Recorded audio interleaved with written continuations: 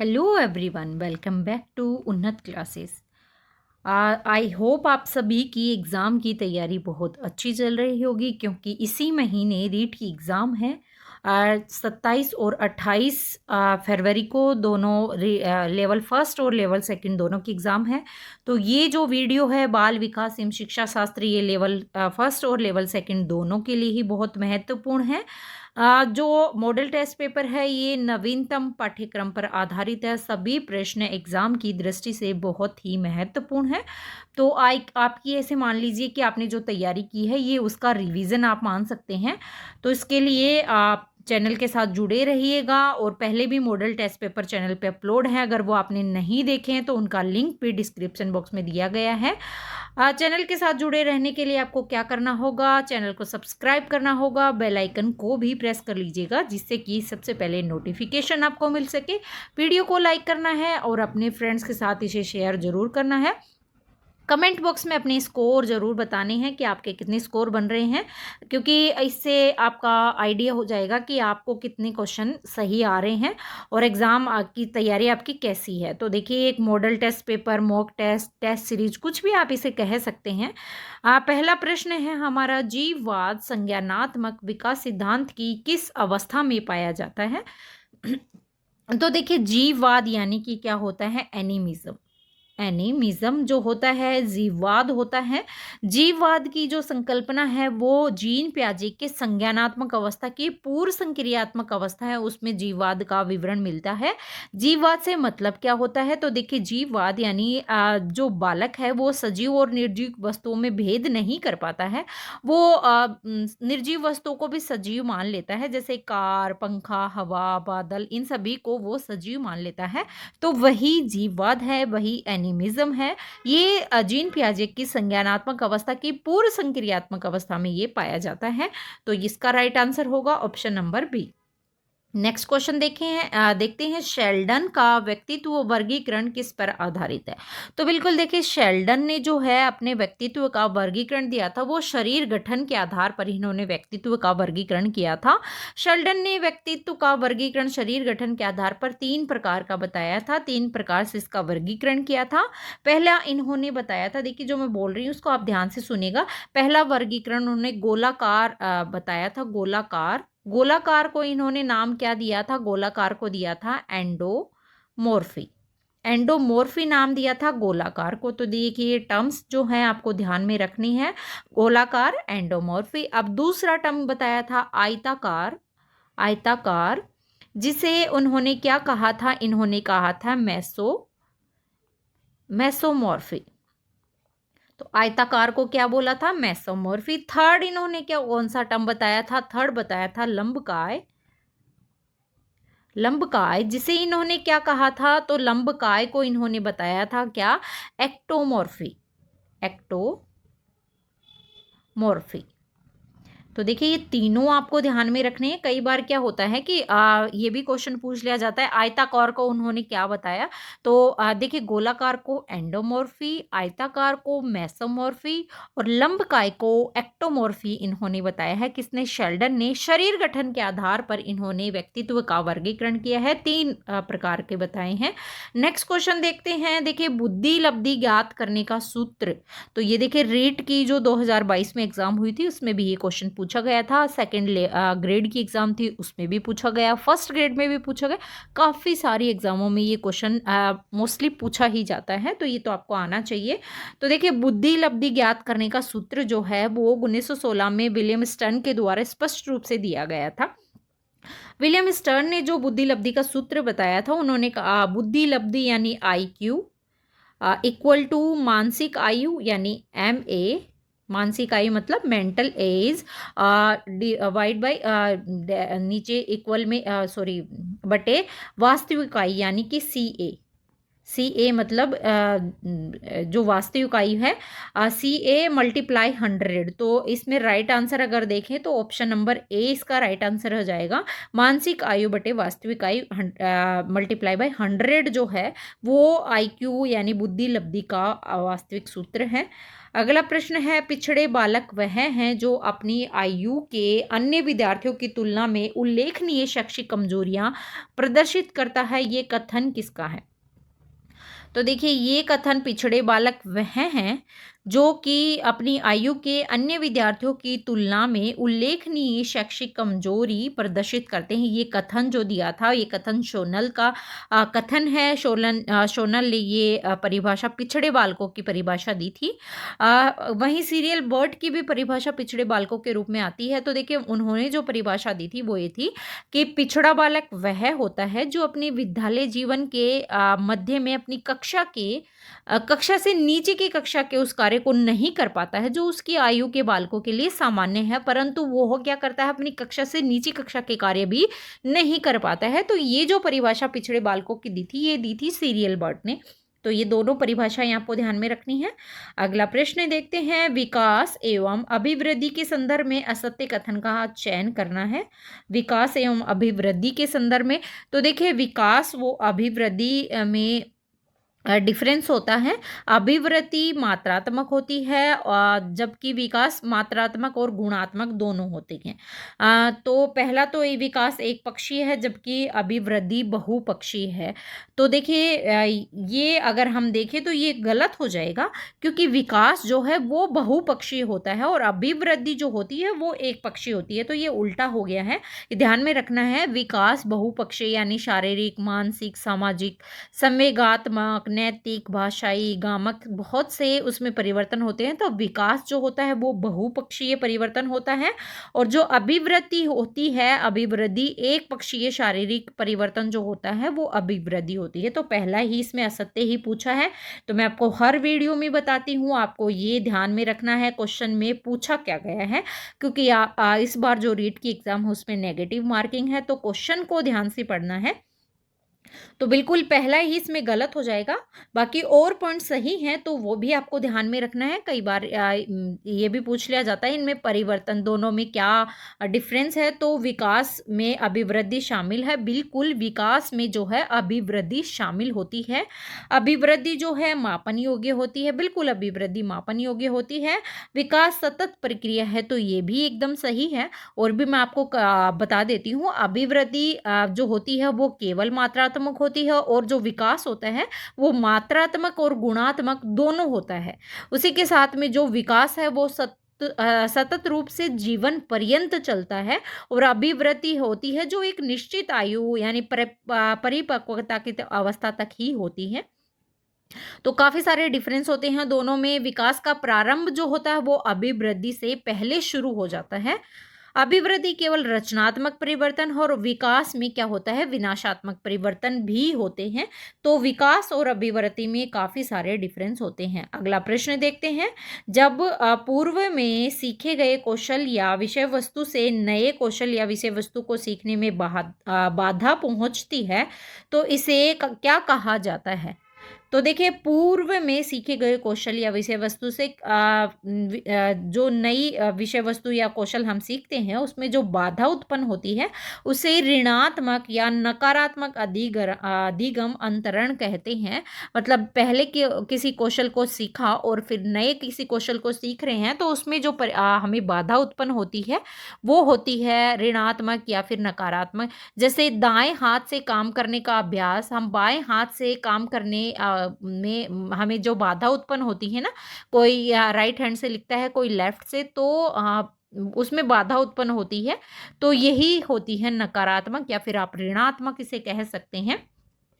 अगला प्रश्न देखते हैं, मानसिक तनाव या संघर्ष के उत्पन्न होने पर एक वयस्क व्यक्ति द्वारा बच्चों की तरफ फूट फूट कर रोना कौन सी रक्षा युक्ति है? तो बिल्कुल ये रक्षा युक्ति कौन सी होगी? रक्षा युक्ति होगी प्रतिगमन। प्रतिगमन रिग्रेशन जो होता है इसमें क्या होता है, मतलब एक जो मानसिक तनाव हो जाए, संघर्ष होता है तो एक वयस्क व्यक्ति बच्चे की तरफ फूट फूट कर रोने लगता है।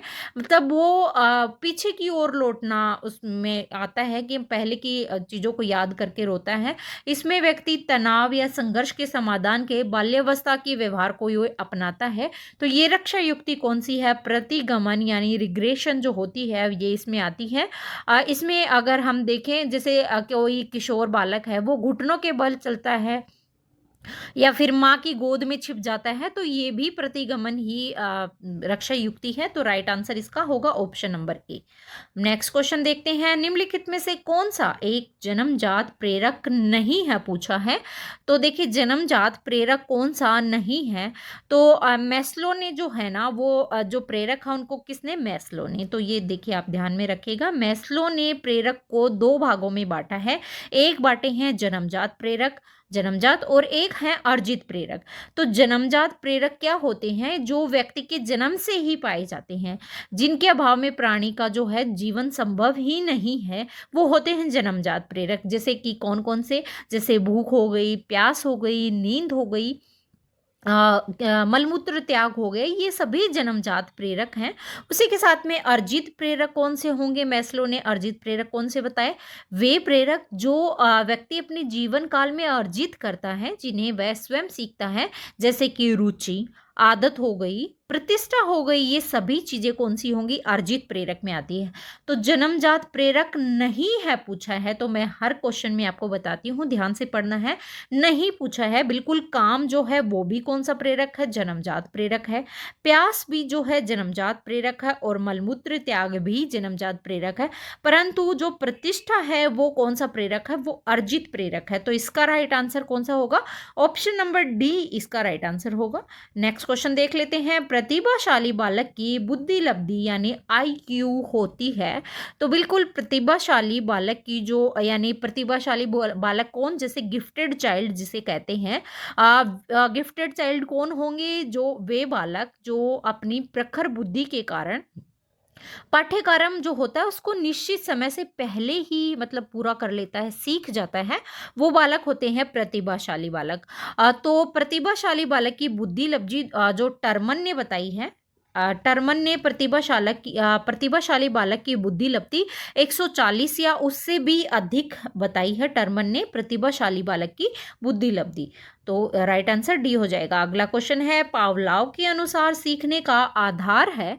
तो पावलाव के अनुसार सीखने का आधार क्या होगा? पावलाव ने कौन सा सिद्धांत दिया था? तो पावलाव ने शास्त्रीय अनुबंध सिद्धांत जो है वो दिया था।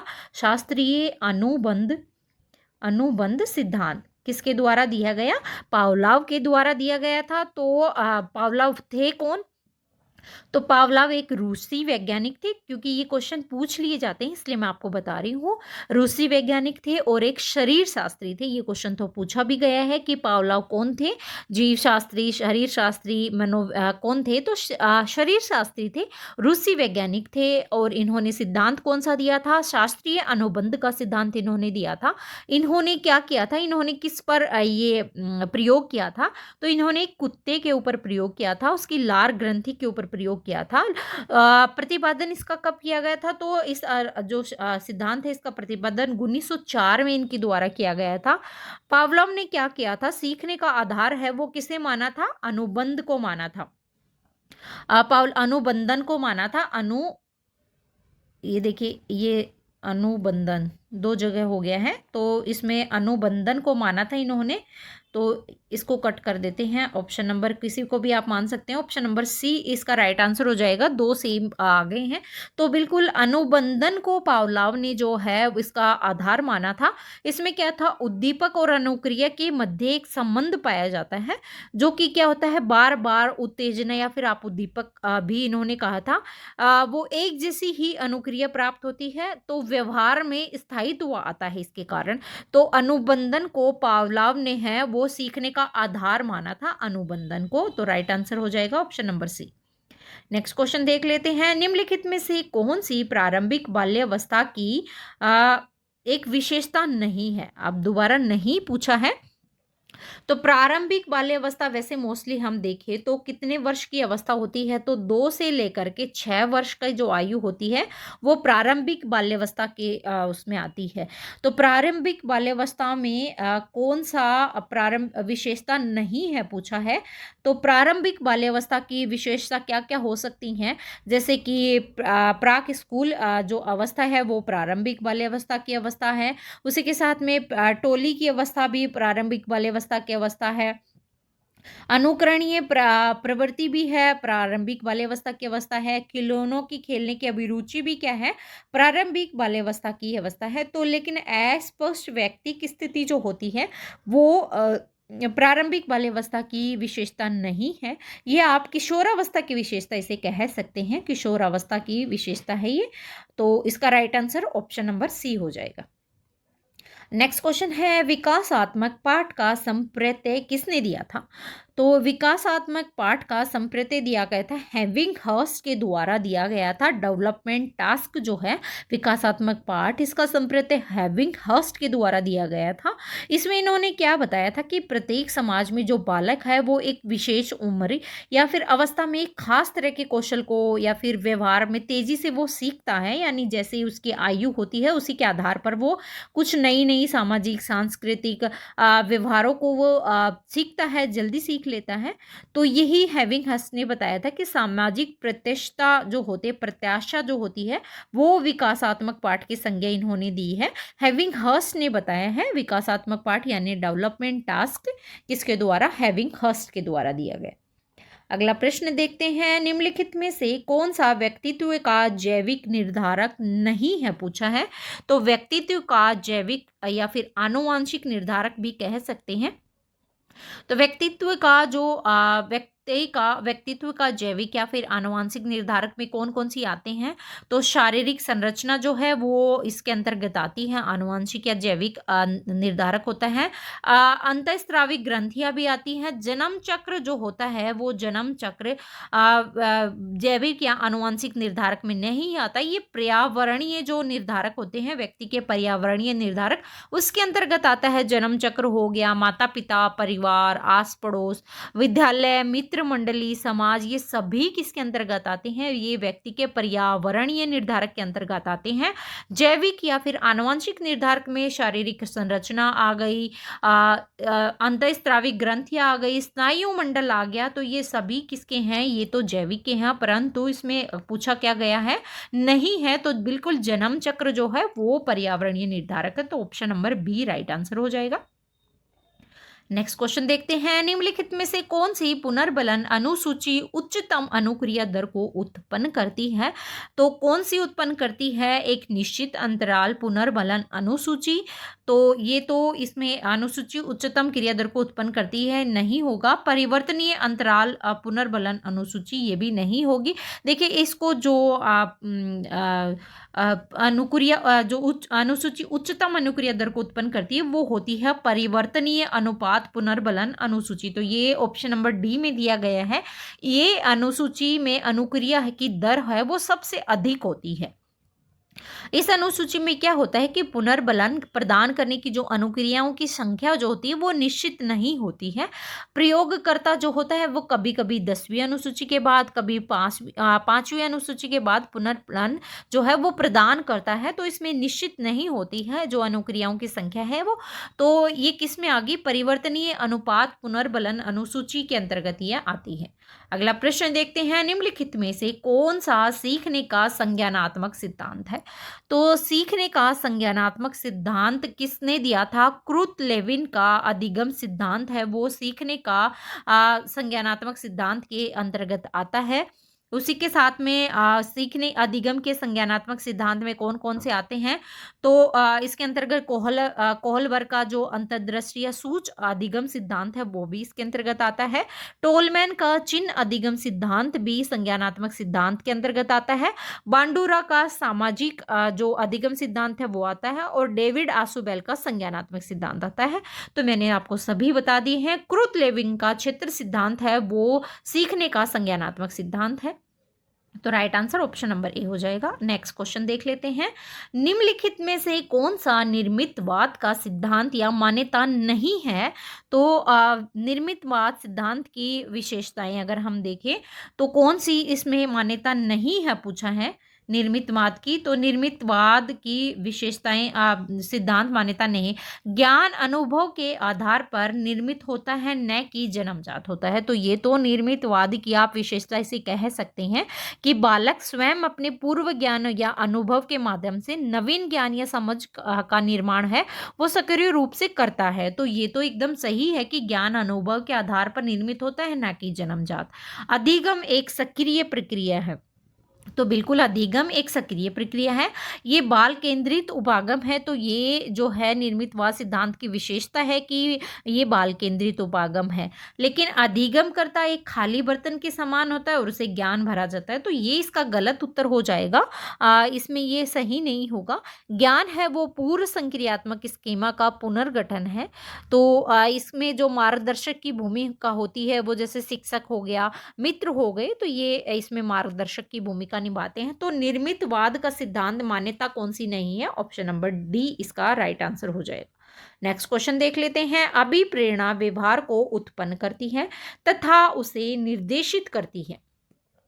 तो अभिप्रेरणा है यानी मोटिवेशन जो है, मोटिवेशन से मतलब क्या होता है, इससे क्या तात्पर्य है? तो अभिप्रेरणा एक प्रेरक या फिर आप प्रेरक या कह सकते हैं इसे, जो कि व्यवहार में उत्पन्न करती है और उसे उपयुक्त लक्ष्य की तरफ निर्देशित करती है, वही क्या होती है? अभिप्रेरणा होती है। तो निर्देशित किसकी तरफ करती है? तो उपयुक्त लक्ष्य की तरफ जो है अभिप्रेरणा उसे निर्देशित करती है उस तक पहुंचाने के लिए। मोटिवेशन उसे मिलता है। तो अभिप्रेरणा उपयुक्त लक्ष्य की तरफ ले जाती है। अगला प्रश्न देखते हैं। स्पीयरमैन के अनुसार जी फैक्टर यानी जी कारक सामान्य कारक की एक विशेषता नहीं है।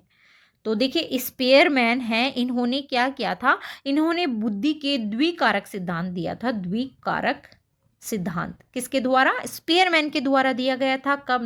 1904 में स्पीयरमैन ने बुद्धि का द्विकारक सिद्धांत दिया था। इसमें इन्होंने दो तरीके के फैक्टर बताए थे। एक बताए थे सामान्य कारक और एक बताया था विशिष्ट कारक। सामान्य यानी जनरल फैक्टर और एक विशिष्ट कारक स्पेशल फैक्टर। तो सामान्य कारक की विशेषता नहीं है पूछा है। देखिए सामान्य कारक की विशेषता मैं आपको बता देती हूँ, आपको कुछ स्वयं उत्तर पता चल जाएगा। पूरा क्वेश्चन देख लेते हैं। तो देखिए सामान्य कारक की विशेषता क्या थी? एक जन्मजात होता है। बिल्कुल जी फैक्टर जन्मजात होता है। इसका तात्पर्य मानसिक कारक की क्षमता से है। तो इसका तात्पर्य मानसिक कारक की क्षमता से है, सही है। जी कारक प्रशिक्षण, अनुभव, शिक्षण आदि से प्रमाणित होता है। तो देखिए ये गलत हो जाएगा। जो जी फैक्टर है वो प्रशिक्षण, अनुभव या शिक्षण से प्रभावित नहीं होता है। ये एक निश्चित मात्रा में होता है। तो ये भी सही हो जाएगा, परंतु ये वाला गलत हो जाएगा। ये अनुभव शिक्षण से प्रमाणित नहीं होता है। अनुभव शिक्षण और प्रशिक्षण से जो प्रभावित होता है वो कौन सा होता है? वो विशिष्ट कारक होता है। उसमें परिवर्तनशील होता है। जो विशिष्ट कारक होता है, स्पेशल फैक्टर होता है, वो परिवर्तनशील होता है।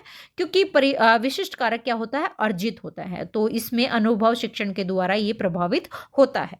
तो ये किसका विशेषता होगी? ये हो गई स्पेशल फैक्टर की, एस फैक्टर की विशेषता है। अगला प्रश्न देख लेते हैं। निम्नलिखित में से कौन सा बच्चों में कुसमायोजन का एक कारण नहीं है? तो बालक में कुसमायोजन का कौन सा कारण नहीं है? तो कुसमायोजन का मतलब क्या होता है कि एक ऐसी दशा होती है जिसमें कि व्यक्ति हर वक्त अपनी आकांक्षाओं की पूर्ति के लिए वो सोचता रहता है कि ये कैसे पूरी होंगी, कब होंगी। तो वो एक असमंजस में रहता है, लेकिन उसमें संतुलन बना पाता है। और इसमें मानसिक असंतुलन की स्थिति कहा जाता है इसको, कुसमायोजन को, कि मानसिक रूप से वो असंतुलित महसूस करता है। इसमें संतुलन नहीं बना पाता है वो कि ये कैसे होंगी, कब होगी। तो ये कुसमायोजन जो होता है वो होता है। अब कुसमायोजन की एक कारण नहीं है पूछा है। तो देखिए जो कुसमायोजन का एक कारण कौन सा? कुंठता तो कुसमायोजन का कारण है। शारीरिक बनावट आप कहें तो शारीरिक बनावट दोष भी एक कुसमायोजन का ही कारण हो सकता है। अगला कौन सा है? गरीबी। बिल्कुल, गरीबी भी जो होती है या फिर बेरोज़गारी, निर्धनता, ये भी कुसमायोजन का ही एक प्रकार है। झूठ बोलने की प्रवृत्ति है वो कुसमायोजन का प्रवृत्ति नहीं होती है। वो एक बालक का लक्षण हो सकता है, उसका कारण नहीं हो सकता कुसमायोजन का, परंतु कुसमायोजन का एक लक्षण इसे आप कह सकते हैं। तो राइट आंसर इसका क्या होगा? ऑप्शन नंबर डी होगा। कुसमायोजन के और कारण कौन-कौन से हो सकते हैं? जैसे कि आनुवांशिक दोष हो सकता है, माता-पिता की जो मनोवृत्ति होती है ना, वह भी कुसमायोजन का ही परिणाम होती है।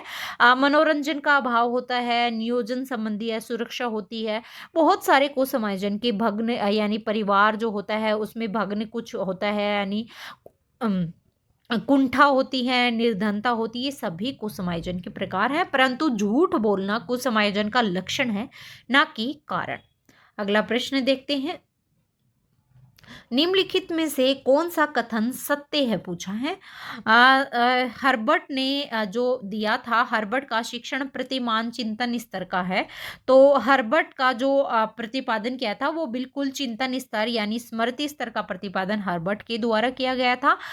मॉरिसन का शिक्षण प्रतिमान बोध स्तर का है। तो बिल्कुल मॉरिसन का जो प्रतिमान शिक्षण प्रतिमान है वो बोध स्तर का है, सही है।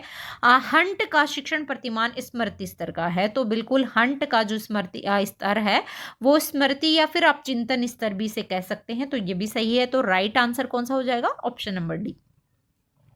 नेक्स्ट क्वेश्चन है, मानसिक चिंतन क्रिया का पहलू है।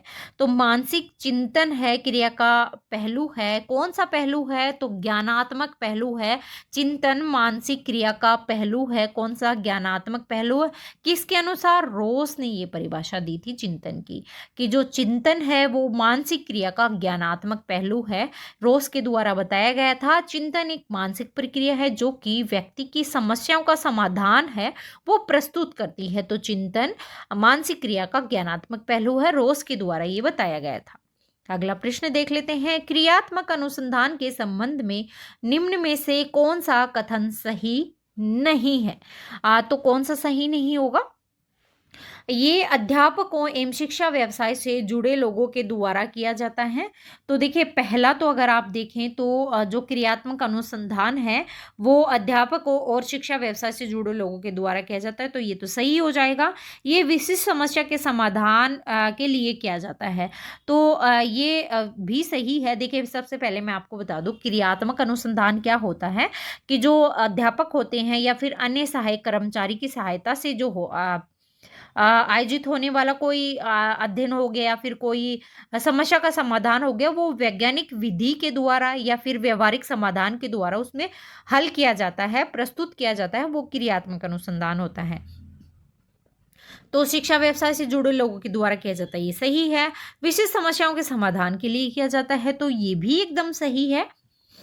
अगला देखते हैं इसमें क्या है। इसमें व्यापक स्तर पर निर्णय लेने के लिए सूचना संकलन का कार्य किया जाता है।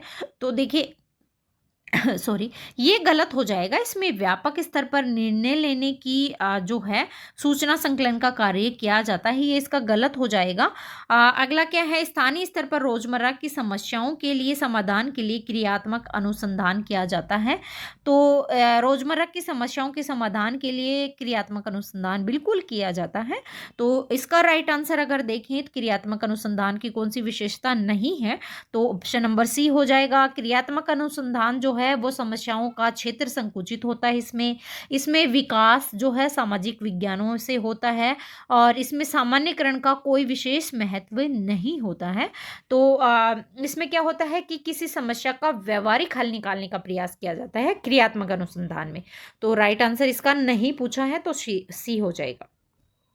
नेक्स्ट क्वेश्चन देख लेते हैं। एनसीई 2005 एनसीएफ है, सॉरी ये मिसप्रिंट, एनसीएफ 2005 यानी राष्ट्रीय पाठ्यचर्या रूपरेखा 2005 निम्न में से किस परीक्षा संबंधी सुधारों का सुझाव दिया गया है? प्रतियोगिता प्रवेश परीक्षाओं को ऐच्छिक, बिल्कुल ये इन्होंने सुझाव कौन सा सुझाव दिया गया है प्रतियोगी परीक्षाओं को? तो देखिए राष्ट्रीय पाठ्यचर्या रूपरेखा 2005 है, उससे संबंधित सुधारों के लिए इन्होंने क्या कहा है कि जो 10th बोर्ड की परीक्षा होती है ना, उसमें वैकल्पिक करने का उसे प्रयास करना चाहिए। अन्य स्तर पर कक्षा की जो बोर्ड परीक्षा हो वो ना हो, लघु परीक्षा पर बल अधिक दिया जाना चाहिए।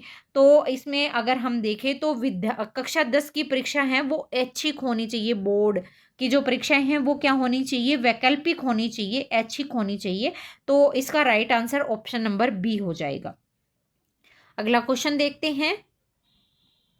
आरटीई एक्ट 2009 निशुल्क एवं अनिवार्य शिक्षा का अधिकार अधिनियम जो है शिक्षा का अधिकार अधिनियम 2009 की धारा 28 के तहत सरकारी स्कूल के शिक्षकों पर डैश डैश। तो देखिए आरटी एक्ट 2009 जो है निशुल्क एवं अनिवार्य बाल शिक्षा का अधिकार अधिनियम जो है, उसमें धारा 28 में क्या कहा गया है कि जो शिक्षक हैं वो शिक्षकों को निजी ट्यूशन का कार्य करने पर उन्हें प्रतिबंधित किया गया है कि वो निजी ट्यूशन ना ले। तो ये ऑप्शन नंबर किसमें? डी में दिया गया है कि निजी ट्यूशन पढ़ाने पर प्रतिबंध लगा दिया गया। किसके तहत? आरटी एक्ट की धारा 28 के तहत। देखिए इसकी धाराएं आपको याद होनी चाहिए। तो 28 में क्या कहा गया है कि निजी ट्यूशन जो शिक्षक होते हैं वो निजी ट्यूशन पर उन्हें प्रतिबंधित किया गया है। अगला प्रश्न देखते हैं। रायबर्न के अनुसार कौन सा शिक्षा के 3 संबंधों में शामिल नहीं है पूछा है। तो देखिए रायबर्न है, उन्होंने संबंध त्रयी यानी 3 संबंध बताए हैं। पहला बताया है बालक और शिक्षक का संबंध, दूसरा बताया है बालक और समाज का संबंध, तीसरा बताया है बालक और विषय का संबंध। तो देखिए इसमें अब आप स्वयं आपको पता होगा कौन सा बताया, बच्चे और शिक्षक का बताया है, बच्चे समाज का भी बताया है, तीसरा बताया है बालक और विषय का। तो विषय और बच्चे का, तो शिक्षक और विषय का संबंध इन्होंने नहीं बताया है। ऑप्शन नंबर सी इसका राइट आंसर हो जाएगा। अगला प्रश्न है। निम्नलिखित में से कौन सी बाल केंद्रित विधि नहीं है पूछा है। तो देखिए बाल केंद्रित शिक्षण विधि है, मैं आपको बता देती हूँ, जैसे डोल्टन विधि है बाल केंद्रित शिक्षण विधि है, विनेटिका विधि है बाल केंद्रित शिक्षण विधि, मोंटेसरी विधि है, किंडरगार्टन विधि है, प्रोजेक्ट विधि। ये कौन सी है? बाल केंद्रित शिक्षण विधि है, परंतु पाठ्य पुस्तक विधि जो है वो बाल केंद्रित शिक्षण विधि नहीं है। तो ऑप्शन नंबर डी इसका राइट आंसर होगा। अगला प्रश्न देखते हैं। निम्नलिखित में से कौन सा एक वस्तुनिष्ठ प्रकार नहीं है? वस्तुनिष्ठ प्रकार नहीं है पूछा है। तो वैकल्पिक प्रश्न जो हैं वो कौन से वस्तुनिष्ठ प्रकार हैं? सत्य असत्य भी है। मुक्त उत्तर प्रश्न जो हैं वो इसके वस्तुनिष्ठ प्रकार के नहीं होते हैं, वस्तुनिष्ठ प्रश्नों के प्रकार नहीं होते हैं। सादृश्य अनुभव रूप प्रश्न होते हैं, रिक्त स्थान की पूर्ति करना, मिलान प्रश्न होते हैं, बहुविकल्पिक प्रश्न जो होते हैं, सत्य असत्य होते हैं। ये तो कौन से होते हैं? वस्तुनिष्ठ प्रश्न होते हैं। परंतु मुक्त उत्तर प्रश्न जो होता है वो वस्तुनिष्ठ प्रश्नों की श्रेणी में नहीं आता है। अगला प्रश्न है। उपलब्धि परीक्षण का उद्देश्य है। उपलब्धि परीक्षण क्या होता है? निश्चित पाठ्यक्रम जो होता है उसकी समाप्ति के पश्चात छात्र के द्वारा जो ज्ञान अर्जित और कौशल अर्जित होता है उसी को क्या कहते हैं? उपलब्धि कहते हैं। और इस ज्ञान या कुशलता का मापन जो होता है वो किसके द्वारा? उपलब्धि परीक्षण या निष्पत्ति परीक्षण भी से कहते हैं, उसके द्वारा पता किया जाता है कि बच्चे ने कितना ज्ञान अर्जित किया है। इसका उद्देश्य क्या होता है? तो देखिए इसका उद्देश्य होता है कि छात्रों का अर्जित जो ज्ञान है उसको मापन करना, उसकी निपुणता को मापना, बालकों की उपलब्धि के सामान्य स्तर को निर्धारित करना, और जो पाठ्यक्रम है उसके लक्ष्य और उद्देश्य की प्राप्ति तथा बालकों की जो प्रगति है उसकी जानकारी प्रदान करना इसका महत्वपूर्ण उद्देश्य होता है। तो ये देखिए सभी में निपुणता को मापना, उपलब्धि स्तर को जांचना, पाठ्यक्रम लक्ष्य उद्देश्यों की बालकों की प्रगति की जानकारी, तो देखिए सभी जो हैं वो उपलब्धि परीक्षण के उद्देश्य ही हैं। अगला प्रश्न देख लेते हैं। निम्नलिखित में से कौन सा अधिगम प्रतिफल के बारे में सत्य नहीं है पूछा है। तो अधिगम प्रतिफल यानी कि लर्निंग आउटकम की विशेषताएं अगर देखें हम, तो अधिगम प्रतिफल अधिगम उद्देश्य के अनुसार होना चाहिए। तो बिल्कुल ये तो इसकी क्या होगी, विशेषता हो जाएगी कि जो अधिगम प्रतिकल फल है वो अधिगम उद्देश्य के अनुसार होना चाहिए। अधिगम प्रतिफल अधिगम उद्देश्य की तुलना में कहीं अधिक ऊंचे स्तर के हैं, तो ये भी जो अधिगम प्रतिफल है उसकी विशेषता होगी। अधिगम उद्देश्य अधिगम प्रतिफलों की तुलना में कम तर होते हैं। तो जो अधिगम उद्देश्य अधिगम प्रतिफलों की तुलना में क्या होते हैं, कम तर होते हैं, तो ये भी सही है। अधिगम प्रतिफलों का उद्देश्य के साथ कोई संबंध नहीं होता, तो बिल्कुल ये तो गलत उत्तर हो जाएगा ना, कि अधिगम जो है उसका प्रतिफलों के उद्देश्य के साथ संबंध नहीं होगा, तो फिर अधिगम कैसे प्रतिफल होगा, लर्निंग आउटकम कैसे होगा, तो ये गलत हो जाएगा। अधिगम जो होता है वो क्या होता है, इसमें गुणात्मक और मात्रात्मक रूप से इसको मापा जाता है। तो इसमें राइट आंसर इसका अगर देखें तो ऑप्शन नंबर डी इसका राइट आंसर हो जाएगा। नहीं पूछा है ना, तो ये गलत उत्तर हो जाएगा। ये क्या, जैसे कक्षावार या विषयवार होता है अधिगम प्रतिफल लर्निंग आउटकम। नेक्स्ट क्वेश्चन है, सतत एवं व्यापक मूल्यांकन होता है। तो सतत और व्यापक मूल्यांकन यानी CCE जो है वो किस पर आधारित होता है, कैसे होता है, तो विद्यार्थी केंद्रित प्रक्रिया होती है, विद्यार्थी केंद्रित होता है सतत एवं व्यापक मूल्यांकन। इसकी क्या विशेषता है, तो देखिए निरंतर चलने वाली प्रक्रिया है, जिसमें क्या होता है, संपूर्ण शिक्षण अधिगम संपन्न होता है। इसमें क्या शैक्षिक और सह शैक्षिक दोनों पक्षों को शामिल किया जाता है, किसमें, सतत और व्यापक मूल्यांकन में, और विद्यार्थी केंद्रित होता है सतत एक व्यापक मूल्यांकन। तो ये हमारे आज के बाल विकास और शिक्षा शास्त्र के महत्वपूर्ण वेरी वेरी इंपॉर्टेंट क्वेश्चन है। सभी प्रश्न जो एग्ज़ाम में पैटर्न आता है उसी के आधार पर हैं, चाहे आप लेवल फर्स्ट के लिए जा रहे हो चाहे सेकंड के लिए, दोनों के लिए ही महत्वपूर्ण है।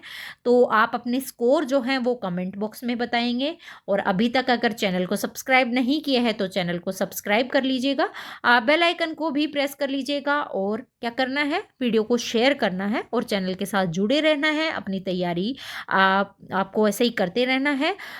जो पहले जो हमने मॉडल टेस्ट पेपर करवाए हैं उनका लिंक भी डिस्क्रिप्शन बॉक्स में दिया गया है, आप जाके उनको भी जरूर देखिएगा। फिर मिलते हैं हम ऐसे ही एक नए मॉडल टेस्ट पेपर के साथ। जय हिंद, जय भारत।